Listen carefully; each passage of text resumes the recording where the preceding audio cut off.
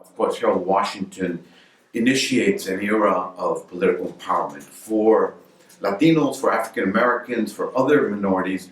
At the core of the success of his ability to overcome the obstructionist majority bloc in the city council was the Voting Rights Act.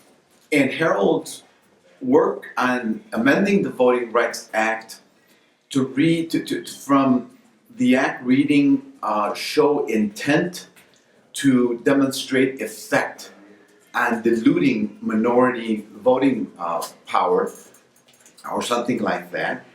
And it turned out to be that as a result of that amendment while in Congress is what enabled us to challenge the Jane Byrne discriminatory ward map violating the Voting Rights Act, and in 1985 prevailing in the federal courts, in the appellate court, and the court ordering a new map drawn and special elections held. And that is how I come to be elected alderman of the 22nd Ward. After Harold's death, the coalition that rallied around, that he brought together essentially, was shattered in many ways. There isn't one person who was responsible for it. It really underscored how fragile that coalition was and how vulnerable and how reliant on Harold as the glue to keep it together was. The battle for succession after the death of the mayor really created so many fractures in the Black community, among Latinos, and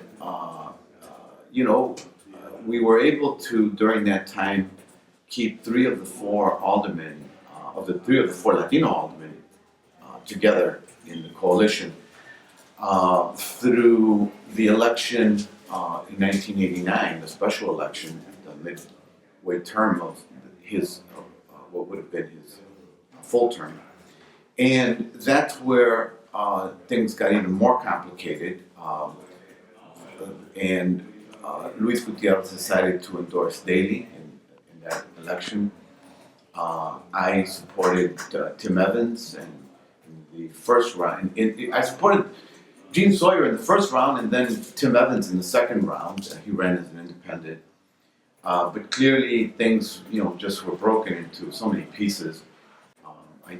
From my engagement of even the Latino community, I think there's a very strong support for my candidacy.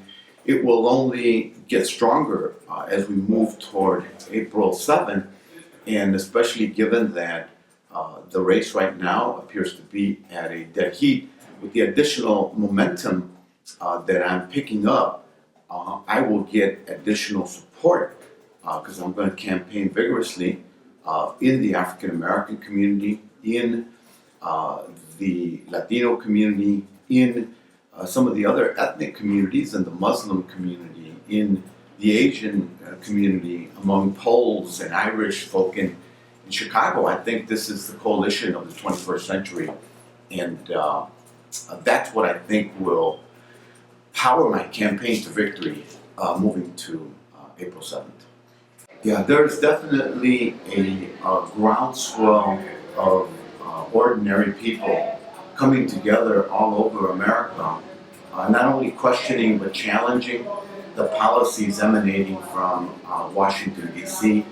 and from state capitals, policies that perpetuate inequality, policies that don't address poor people and vulnerable people in society, and that show a real callousness, whether it's in services for children, in public education, wanting to create right to work laws in states, just really wanting the social safety net to disappear. The tension and the camps that we're seeing play out in this electoral fight in Chicago are representative of a larger dynamic in the country being played out in many cities. And in Chicago, people have said, we will not tolerate another 4 years of a corporate agenda represented and led by Rahm Emanuel. They want to see an administration that addresses the needs of ordinary people, of the poor people, and of the neighborhoods in Chicago.